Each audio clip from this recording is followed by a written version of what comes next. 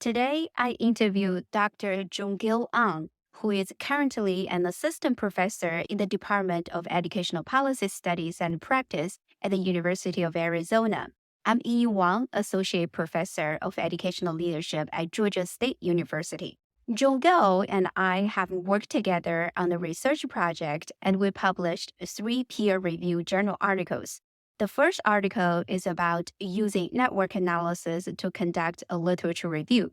The second article is a network meta analysis. And in the third article, we use network analysis to show the problem of redundant constructs in our field. It was a great, rewarding experience working with John Gill, and he is definitely a rising star in the field.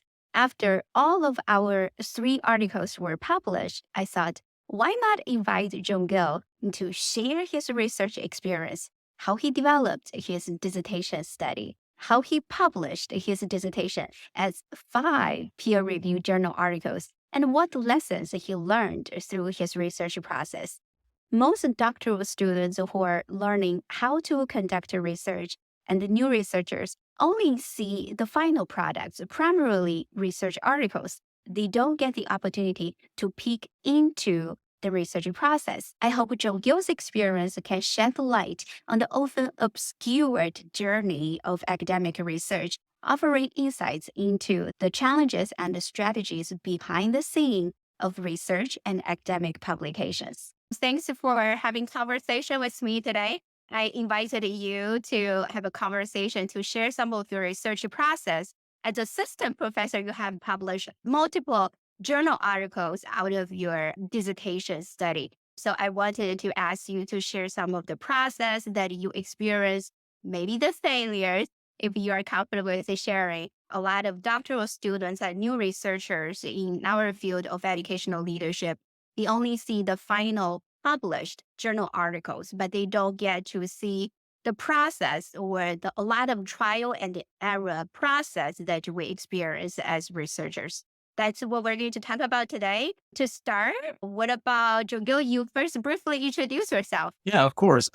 First of all, thank you so much for having me in this wonderful podcast. And Ms. Joonkil Ahn, assistant professor at the Educational Policy Studies and Practice at the University of Arizona.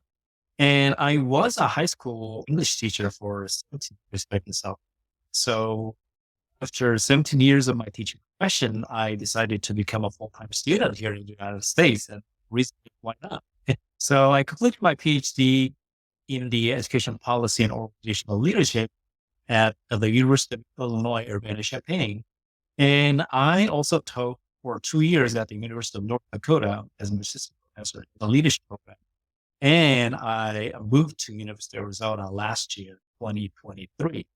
So I do my research on broadly two topics. Number one is how do you measure latent constructs such as leadership program or deficit laden educational practices, right? So how do you measure those unobservable variables is my one research aspect. And the second big research is how organizations learn. So if you as an individual can learn something, can organizations learn something too? So my interest on that topic came from my own professional experience as well. I saw that a few teachers can change their thoughts and practice, but I found it is extremely difficult for an entire organization to change towards advancing equity, towards implementing something, right? So I use organizational learning theory and try to explain how we as an organization can change towards advancing equity or towards some type of use. Yeah, that's a brief introduction myself. For qualitative researchers, do you mind explaining what latent constructs are?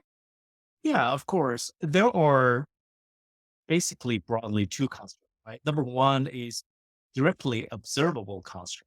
Number two is not directly observable construct. For example, if you want to measure your height and weight, that's observable. You only need to have one tape measure or scale to measure your height and weight. That's a very straightforward. But how about those unobservable, such as leadership, such as your deficit thinking, or such as your self-efficacy. Those are directly observed. So basically, you use other observable variables to measure those unobservable variables. So we call those unobservable variable as latent construct. If that makes sense. Thank you for your explanation. Many of our students and new researchers or qualitative researchers, maybe we should clarify what latent construct is. This is your third year as assistant professor, right? Correct. Do you mind sharing your experience of coming up with your dissertation topic?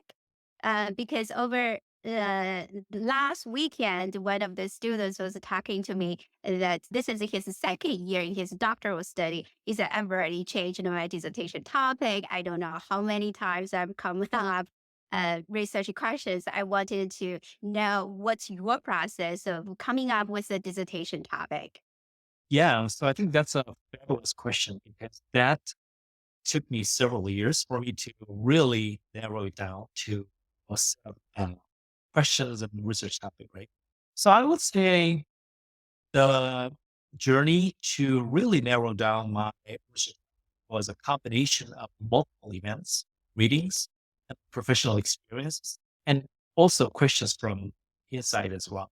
So in terms of my professional experiences, as I said, as a former high school teacher, I always had the question how school leadership really influences teachers' practices or student learning. So I observed multiple events where even though leadership does something good, teachers always have their local interpretation of leadership practice or even policy, right? Question was, what's really happening in between, right? Leaders assume if they do a phenomenal job, teachers will follow. Is that really what's happening? I don't think so. Right? So my question is like, what's in between? After multiple readings, I became really interested in one construct called teacher self. So when teachers have a lot more confidence in their ability, they can do a better job. Questions from my colleagues also contributed to narrowing down my research questions as well. I received two same questions from two people at 1 year's UCEA. The UCEA is for University Council for Educational Administration. So I went to a conference like a long time ago. Two people came and said, how do you measure leadership? How do I know that somebody has leadership? That questions from those people became my study too. So my dissertation included three separate studies. My study two was about measurement of those leadership. I used a data set called Teaching and Learning International Survey. I found that I do not know much about those data set and also those empirical studies that use the TALIS data system. That ended up being my study one dissertation, which is about literature review. I know this journey involved years as well, because you never know really have the ability or the fit to really tackle those research questions. So I would say it's quite a journey. When you enter your doctoral program, as you were coming up your dissertation topic, so you always stayed on that path, right? You never change your path to a complete different topic. Is that correct? Well, I would say I changed multiple times. For example, when I first entered the doctoral program, I didn't even know the difference between educational policy and educational leadership. And I slowly, okay, found that, oh, okay, I am more interested in leadership. And also, my initial interest was actually about teacher collaboration because I knew that those teacher practice will mediate leadership impact because doctoral journey is really about many fears and many uncertainties as well. In terms of methodology, I spent a lot of time to learn research methods. I found that one very common reasons for rejection when you submit a journal article to journals is the defects in method, right? So I didn't want any of my articles submitted to a journal articles be rejected because of the method, right? So I just wanted to do it right, right? And I think it really paid off. At this point, I do not receive many like comments about my method when I submit my journal articles to journals, mostly about it's very other type of things, such as like alignment between your framework and your finding kind of things. Spend some time to learn a method. And the second thing that I learned from my dissertation journey was read, read, read. One a senior professor at UCA during session, she shared this information to other students. Before you read substantially, you should not be able to write something about your research. So by reading literature, you can learn what is already done and what is not done. Also, what are some of the gaps in the literature? My question for you is that how do you choose what to read? Yeah, I think that's an excellent question. I also had the same set of question. Finding some good article that really attracts me is the starting. And funny enough, that one article gave me like 10 additional articles to read. What was your thought process of converting your dissertation study to journal articles? Technically, I think it was a little easier for me to translate my dissertation to journal articles because technically my dissertation was 3 article dissertation. So it was separated into 3 parts already. But I think one big strategy was just focus on one topic at a time. Right? For example, my study one of my dissertation became published in 3 different journals. Reached out to you, sharing my idea of developing this study one into a journal article. And you said, Mhm. maybe we can think about another article in terms of X, Y, and Z. And I said, oh, that's a great idea, right? And I can split one study one into 3 different articles. And also, the other helpful strategy was always to think about the possibility of collaborating. The collaboration will add new set of eyes to your article so they can share their feedback and their thoughts. I published 5 articles from my dissertation, and 3 articles were accepted with only one revision, all in top tier journal. You talked about collaboration. Let me just share my experience as a collaborator at the other end, because three of the articles that you mentioned, like we work together, right? I remember when you first approached me with your idea, I read your literature review. I was like, okay, I've done it using a very similar method. It didn't work. It was rejected by 2 or 3 journal articles. I changed the idea a little bit. So it was not the original focus, but I feel like maybe reviewers in our field are just not open to the idea. I just put it aside. I never give another thought until you approach me. In our discussion, I shared some of my concern. One thing different is that your data set was from a public data set and it's longitudinal. You have data collected at different time points. I think that's a fundamental difference from the project I worked on earlier. And I thought maybe that data set can remove some of the barriers. Remember, we didn't come with 3 articles in our first discussion, right? It was probably from 1 article to 2 articles in our initial multiple conversations. As we were working on article number 1, back then I was working on a different network analysis project.